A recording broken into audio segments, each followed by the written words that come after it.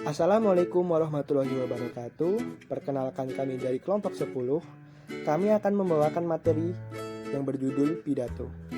Sebelumnya, izin memperkenalkan kelompok kami terlebih dahulu. Yang pertama ada Agung Anugrah sebagai moderator. Lalu pemateri 1 ada Fajar Ayu Asmoro. Pemateri 2 ada Nabila Aulia Syifa. Pemateri 3 ada Syahdira Meisya. Dan yang terakhir ada Syara Ayudianing Pamil. Pengertian berpidato. Berpidato merupakan salah satu wujud kegiatan berbahasa lisan. Sebagai wujud bahasa lisan, berpidato mementingkan ekspresi gagasan dan penalaran dengan menggunakan bahasa lisan yang didukung oleh aspek-aspek non-kebahasaan seperti ekspresi wajah, gestur, kontak pandang, dan lain-lain. Dengan demikian, berpidato adalah kegiatan menyampaikan gagasan secara lisan dengan menggunakan penalaran yang tepat serta memanfaatkan aspek-aspek non-kebahasaan yang dapat mendukung keefisien dan keefektifan pengungkapan gagasan kepada orang banyak dalam suatu acara tertentu. Jadi, pidato adalah sebuah kegiatan berbicara atau berorasi untuk menyatakan pendapatnya atau memberikan gambaran tentang suatu hal yang ditujukan untuk orang banyak. Pidato adalah semacam cara penyampaian gagasan, ide-ide, tujuan, pikiran, serta informasi dari pihak pembicara kepada audiens secara lisan. B. Tujuan pidato. Yang pertama, informatif, yaitu bertujuan untuk memberikan laporan, informasi, pengetahuan atau sesuatu yang menarik untuk orang lain atau pendengar. 2. Persuasif dan instruktif, bertujuan untuk mempengaruhi, mendorong, meyakinkan, dan mengajak pendengar untuk melakukan sesuatu hal dengan sukarela. 3. Edukatif, yaitu berupaya untuk menekankan pada aspek-aspek pendidikan. 4. Entertain, bertujuan memberikan penyelenggaraan kepada pendengar dan membuat pendengar itu senang dan puas dengan pidato yang disampaikan. E. Kriteria berpidato yang baik. Pidato yang baik ditandai oleh kriteria: A. Isinya sesuai dengan kegiatan yang sedang berlangsung. B. Isinya mengunggah dan bermanfaat bagi pendengar. C. Isinya tidak menimbulkan pertentangan sara. D. Isinya jelas. E. Isinya benar dan objektif. F. Bahasa yang digunakan mudah dipahami pendengarnya. G. Disampaikan secara santun, rendah hati, dan bersahabat. Seseorang harus menguasai unsur kebahasaan secara baik dan juga harus non-kebahasaan. Misalnya, keberanian, ketenangan, kesanggupan, melakukan reaksi yang cepat dan tepat, kesanggupan menyampaikan gagasan atau ide secara langsung dan teratur, kesanggupan memperlihatkan sikap dan gerak-gerak yang tidak canggung. Menurut George Keraf, ada 7 langkah yang perlu diperhatikan dalam mempersiapkan pidato yang baik. 1. Menentukan topik dan tujuan.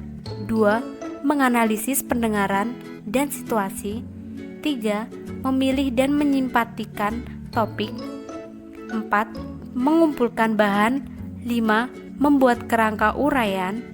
6. Menguraikan secara mendetail. 7. Melatih dengan suara nyaring. Ketujuh langkah tersebut dipangkas menjadi 3 langkah, yaitu meneliti masalah, menyusun uraian, dan mengadakan latihan. D. Tata cara dan etika berpidato. Tata cara berpidato merujuk kepada langkah-langkah dan uraian untuk memula, mengembangkan, dan mengakhiri pidato. Etika berpidato merujuk kepada nilai-nilai kepatutan yang perlu diperhatikan dan dijunjung ketika berpidato. Langkah-langkah dan runutan berpidato secara umum diawali dengan pembukaan, sajian isi, dan penutup. Yang pertama, pembukaan. Pembukaan biasanya beri sapaan kepada pihak-pihak yang diundang atau yang hadir dalam suatu acara. Beberapa cara yang dapat digunakan seorang pembicara untuk membuka pidatonya di antara lain: A. Dengan memperkenalkan diri. B. Membuka pidato dengan humor. C. Membuka pidato dengan pendahuluan secara umum. Yang kedua, sajian isi. Sajian isi merupakan hasil penjabaran gagasan pokok. Sajian isi perlu dirinci sesuai dengan waktu yang disediakan. Pada bagian ini, pembahasan ditampilkan dengan terlebih dahulu mengemukakan latar belakang permasalahannya. Pokok pembicarakan dikemukakan sedemikian rupa sehingga tanpa jelas kaitannya dengan kepentingan para audiens. Yang ketiga, pembahasan. Bagian ini merupakan kesatuan yang berisi alasan-alasan yang mendukung hal-hal yang dikemukakan pada bagian isi. Pada bagian ini biasanya berisi hal tentang penjelasan, alasan-alasan, bukti-bukti yang mendukung, ilustrasi, angka-angka, dan perbandingan, kontras-kontras, bagan-bagan, model, dan humor yang relevan. Yang keempat, penutup. Penutup pidato berisi penegasan kembali gagasan pokok yang telah dipaparkan dalam sajian isi, harapan, dan ucapan terima kasih atas partisipasi semua pihak dalam acara sedang berlangsung. Penutupan pidato terdiri dari bagian simpulan dan harapan-harapan, yaitu A. Simpulan sebuah teks pidato yang baik harus memuat sebuah kesimpulan. Kesimpulan tersebut dapat disampaikan langsung oleh orang yang berpidato atau tersurat, dapat juga pendengar menafsirkan sendiri atau tersirat. Jika berpidato di hadapan anak-anak, umumnya simpulan disampaikan secara langsung sebagai penekanan isi pidato. B. Harapan-harapan. Dalam sebuah teks pidato, harapan-harapan dari orang yang berpidato pun sangat penting. Harapan-harapan ini berisi dampak positif yang diharapkan terjadi pada pendengar pidato setelah mendengarkan pidato yang disampaikan. E. Salam penutup. Biasanya salam penutup ini dibarengi dengan ucapan terima kasih, permohonan maaf, dan ditutup dengan salam penutup. Menurut ada tidaknya persiapan sesuai dengan cara yang dilakukan, waktu persiapan ada 4 macam metode pidato, yaitu 1. Import to atau serta-merta, yaitu membawakan pidato tanpa persiapan dan hanya mengandalkan pengalaman dan wawasan. Biasanya dalam keadaan darurat tak terduga dan banyak menggunakan teknik serta-merta. Keuntungan dari metode ini, komunikasi pembicaraan dengan pendengar lebih baik dan tidak memerlukan banyak waktu untuk menghafal. Yang kedua, extemporan, yaitu teknik berpidato dengan menjabarkan materi pidato yang terpola secara lengkap. Maksud dari terpola yaitu materi yang akan disampaikan harus disiapkan garis-garis besar isinya dengan menuliskan hal-hal yang dianggap paling penting untuk disampaikan. Keuntungannya, komunikasi pendengar akan berkurang karena pembicara beralih kepada usaha untuk mengingat kata-kata yang akan disampaikan dan gerak serta isyarat dapat diintegrasikan dengan uraian. Kerugian, kata-kata yang digunakan akan dapat dipilih sebaik-baiknya dan pembuatan naskah membutuhkan waktu yang lebih lama. Yang ketiga, memoriter. Memoriter merupakan metode pidato dengan menulis pesan atau gagasan yang akan disampaikan dan kemudian menghafalkan kata demi katanya. Kerugiannya, yang pertama, pembaca tidak dapat melihat pendengar dengan baik karena harus fokus juga kepada naskah pidatonya. Yang kedua, komunikasi pendengar akan berkurang karena pembicara tidak berbicara langsung kepada mereka. Yang ketiga, kefasihan terhambat karena kesukaran memilih kata-kata. Sedangkan keuntungannya, yang pertama, tidak ngawur atau asal-asalan. Yang kedua, kefasihan dalam pembicara dapat dicapai. Yang ketiga, pernyataan yang disampaikan dapat dihemat. Yang keempat, kata-kata yang digunakan dapat dipilih dengan sebaik-baiknya. Yang kelima, manuskrip dapat diperbanyak. Nilai-nilai yang perlu diperhatikan dalam berpidato yaitu janganlah menyinggung perasaan orang lain, tetapi sebaliknya berupa menghargai dan membangun optimisme bagi pendengarnya. Keterbukaan, kejujuran, empati, dan persahabatan perlu diusahakan dalam berpidato. Adapun tata krama dalam berpidato diantaranya 1. Jika berpidato di hadapan umum, hendaknya memperhatikan 3 hal berikut ini. A. Berpakaian dengan rapih dan bersih, tetapi tidak bergaya pamer dengan memakai perhiasan atau pakaian yang berlebihan. B. Menggunakan kata-kata sopan dan jangan memperlihatkan keangkuhan, kesombongan, atau kepongahan tetapi dengan rendah hati. C. Jika pidato panjang, agar tidak membosankan, pendengar hendaknya selingi humor. Namun, humor itu harus sopan. 2. Jika berpidato di hadapan wanita atau sebagian besar wanita dan yang berpidato pria, perhatikanlah kata-kata yang digunakan. Hendaknya jangan sampai menyinggung perasaan. 3. Bila berpidato di hadapan orang-orang terkemuka, hendaknya mempersiapkan diri dengan sempurna. Dengan demikian, keyakinan kita akan tumbuh. Selain itu, kita tidak perlu merasa rendah diri. 4. Jika berpidato di hadapan sesama golongan, kita harus terbuka dan terus terang dan dapat agak santai, namun jangan melupakan tata krama. 5. Jika yang mendengarkan pidato kita itu pelajar atau mahasiswa, kita harus mampu meyakinkan mereka argumentasi yang logis. 6. Jika berpidato di hadapan pemeluk suatu agama, kita harus menjaga jangan sampai ada satu ucapan pun yang menyinggung martabat suatu agama. 7. Jika yang mendengarkan pidato kita itu masyarakat desa, gunakanlah kata-kata atau kalimat yang sederhana, sehingga pidato kita itu mudah dimengerti. E. Menulis naskah berpidato. Menulis naskah pidato perlu dilakukan apabila kegiatan pidato yang akan dilakukan memang dipersiapkan sebelumnya. Akan tetapi, apabila kegiatan berpidato itu dilakukan secara spontan, tentu tidak perlu menulis naskah pidato sebelum kegiatan pidato dilakukan. Menulis naskah pidato hakikatnya adalah menuangkan gagasan ke dalam bentuk bahasa tertulis yang siap dilisankan melalui kegiatan berpidato. Pilihan kosakata dan kalimat-kalimat serta paragraf dalam menulis naskah pidato sesungguhnya tidak jauh berbeda apabila dibandingkan dengan kegiatan menulis untuk menghasilkan naskah lain. Situasi resmi atau kurang resmi akan menentukan pilihan kosakata dalam menulis naskah pidato. Dengan demikian, sekalipun naskah pidato itu merupakan bahan tulis yang akan dilisankan, sehingga konteks kelisanan perlu diperhatikan. F. Menyunting naskah pidato. Isi, bahasa, dan penalaran dalam naskah pidato menjadi sasaran penyuntingan. Isinya dicermati kembali apakah telah sesuai dengan tujuan pidato, calon pendengar, dan kegiatan yang digelar. Selain itu, isinya juga dipastikan apakah benar, representatif, dan mengandung informasi yang relevan dengan konteks pidato. Penyuntingan terhadap bahasa diarahkan pada pilihan kosakata, kalimat, dan penyusunan paragraf.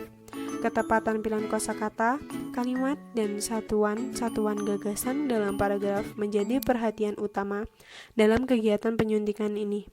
Sedangkan penalaran dalam naskah pidato juga disunting untuk memastikan apakah isi dalam naskah pidato telah dikembangkan dengan menggunakan penalaran yang tepat, misalnya dengan pola induktif, deduktif, dan campuran. G. Menyempurnakan naskah pidato berdasarkan suntingan. Menyempurnakan naskah pidato setelah disunting, baik oleh penulis sendiri maupun orang lain, perlu dilakukan. Penyempurnaan itu diarahkan kepada aspek isi, bahasa, dan penalaran. Penyempurnaan aspek bahasa dilakukan dengan mengamati kosakata yang lebih tepat dan menyempurnakan kalimat dengan memperbaiki struktur dan gagasannya. Sementara itu, penyempurnaan paragraf dilakukan dengan memperbaiki koherensi dan kohesi paragraf. Untuk itu, penambahan kalimat, penyempurnaan kalimat, atau penghilangan kalimat perlu dilakukan. H. Sistematika berpidato. Secara garis besar, sistematika berpidato adalah sebagai berikut. 1. Mengucapkan salam pembuka dan menyapa hadirin. 2. Menyampaikan pendahuluan yang biasanya dilahirkan dalam ucapan terima kasih atau ungkapan kegembiraan atau rasa syukur. 3. Menyampaikan isi pidato yang diucapkan dengan jelas dengan menggunakan bahasa Indonesia yang baik dan benar dengan gaya bahasa yang menarik. 4. Menyampaikan kesimpulan dari isi pidato supaya mudah diingat oleh pendengar. 5. Menyampaikan harapan yang berisi anjuran atau ajakan kepada pendengar untuk melaksanakan isi pidato. Dan 6. Menyampaikan salam penutup. Teknik berpidato yang efektif. Pidato dapat disampaikan dalam dua cara, yakni pidato tanpa teks dan pidato dengan membacakan teks. Pidato tanpa teks disebut juga dengan pidato ekstemporan. Pidato ini dilakukan dengan cara menuliskan pokok-pokok pikirannya, Kemudian ia menyampaikannya dengan kata-katanya sendiri. Ia menggunakan catatan itu untuk mengingatkannya tentang urutan dan ide-ide penting yang hendak disampaikan. Metode ekstemporan dianggap paling baik, karena itu pidato inilah yang sering digunakan oleh banyak pembicara. Pidato dengan membacakan teks disebut juga pidato naskah. Dalam hal ini, juru pidato membacakan pidato yang telah dipersiapkannya terlebih dahulu. Pidato dengan membacakan teks akan terkesan kaku apabila kita tidak pandai-pandai dalam menyampaikannya. Apabila kegiatan tersebut tanpa disertai dengan ekspresi, intonasi suara, dan kesiapan mental yang memadai, pidato yang kita sampaikan betul-betul tidak menarik. Efektivitas pidato dipengaruhi oleh beberapa hal, di antaranya pelafalan, intonasi, nada, dan sikap berpidato. 1. Lafal adalah ucapan bunyi-bunyi bahasa. Setiap bahasa cenderung mempunyai karakteristik bunyi tertentu. Oleh karena itu, ketika berpidato dalam bahasa Indonesia, pembicara harus menggunakan lafal baku yang dimiliki oleh bahasa Indonesia. 2. Intonasi mempunyai dua fungsi pokok. Pertama, intonasi menentukan makna kalimat yang kita ucapkan. Dengan intonasi yang berbeda, klausa sama dengan menjadi kalimat berita, tanya, atau perintah hanya karena perbedaan intonasi kalimat. Berdiri dengan rileks, jangan tegang atau kaku. Kedua, intonasi dapat mempengaruhi daya persuasi pidato. Dengan penggunaan intonasi yang tepat, pembawa pidato dapat membujuk, mempengaruhi atau meyakinkan pendengarnya. Oleh karena itu, daya tarik pidato juga sangat ditentukan ketetapan penggunaan intonasinya. 3. Nada adalah tinggi atau rendahnya suara ketika berpidato. Kualitas nada biasanya ditentukan oleh cepat atau lambatnya pita suara bergetar. Jika pita suara bergetar cepat, maka nada yang dihasilkan akan tinggi. Tetapi jika pita suara bergetar lambat, nada yang dihasilkan adalah rendah. Dalam proses berpidato, nada mempunyai fungsi yang cukup penting. Walaupun dalam bahasa Indonesia nada tidak bersifat distinktif, tetapi penggunaannya dapat mempengaruhi daya tarik dan efektivitas pidato. Untuk itu, penggunaan nada tertentu dalam pidato tidak bisa sewenang-wenang. Penggunaannya didasari oleh kesadaran akan fungsinya di dalam mengefektifkan proses penyampaian dan pemahaman pidato. Pidato yang efektif biasanya menggunakan nada yang bervariasi. Variasi nada ini sejalan dengan beragam kalimat yang digunakan dalam pidato itu. Ketika isi pidato mengajak seseorang untuk bangkit dari keterpurukan, maka nada tinggi lebih tepat untuk digunakan. Namun, manakala beralih kepada duka cita, maka nada tinggi bukanlah pilihan yang tepat. Dengan kata lain, penggunaan nada yang tinggi atau rendah sangat ditentukan oleh isi kalimat yang diturunkan serta harus sesuai dengan keadaan. 4. Sikap merupakan unsur non-bahasa, tetapi sangat mempengaruhi efektivitas pidato. Sikap merupakan suatu bentuk evaluasi atau reaksi seseorang terhadap diri dan lingkungannya. Berikut ini beberapa sikap yang dilakukan pada saat berpidato. 1. Sopan. 2. Menghargai pendengaran dan menciptakan rasa bersahabat. 3. Pandangan harus tertuju kepada seluruh pendengar. 4. Hindarkan gerakan yang dapat mengganggu konsentrasi pendengar. 5. Ciptakan rasa humor yang sehat. 6. Gunakan mimik dan gerakan tubuh secara wajar. 7. Faktor penunjang keefektifan berpidato. Ada 4 hal yang perlu diperhatikan agar pidatonya sukses. 1. Pembicara dituntut seseorang yang bermoral. Jika pembicara bermoral tidak baik dan diketahui oleh pendengar, maka pendengar akan mencemooh. 2. Pembicara hendaknya sehat jasmani dan rohani sehingga penampilannya dapat bersemangat, gagah, dan simpati. Jangan sekali-sekali menunjukkan fisik yang lemah di hadapan khalayak. 3. Sekarang diperlukan hendaknya cukup menunjang, misalnya publikasi. Jika pidato disampaikan di hadapan massa, pengeras suara yang memadai, waktu, dan tempat yang harus disesuai. 4. Jika berpidato di hadapan massa, harus diperhatikan volume suara, tingkat pengetahuan massa, keadaan sosial, kebiasaan, adat istiadat, dan agama. Waktu berbicara tidak begitu lama. Pembicara harus sabar dan menyesuaikan gaya dengan massa. Baiklah, dari penjelasan pemateri tadi dapat kita tarik kesimpulan bahwa pidato merupakan kegiatan berbicara atau berorasi untuk menyatakan pendapat di depan umum. Adapun tujuan dalam berpidato ialah untuk memberi pemahaman dan informasi kepada orang lain. serta fungsinya untuk mempermudah komunikasi.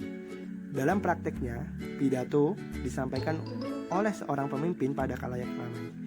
Dalam berpidato, ada tata cara, mulai di awal dengan pembukaan, lalu penyampaian isi, dan penutup, serta bagaimana kita bersikap dan berbicara yang baik di muka umum.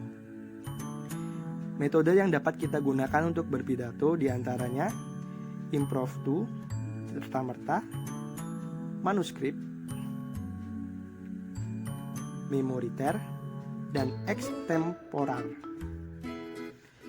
1. Berpidato merupakan kegiatan menyampaikan gagasan secara lisan dengan menggunakan penalaran yang tepat serta memanfaatkan aspek-aspek non-kebahasaan yang dapat mendukung keefisienan dan keefektifan pengungkapan gagasan kepada orang banyak dalam suatu acara tertentu.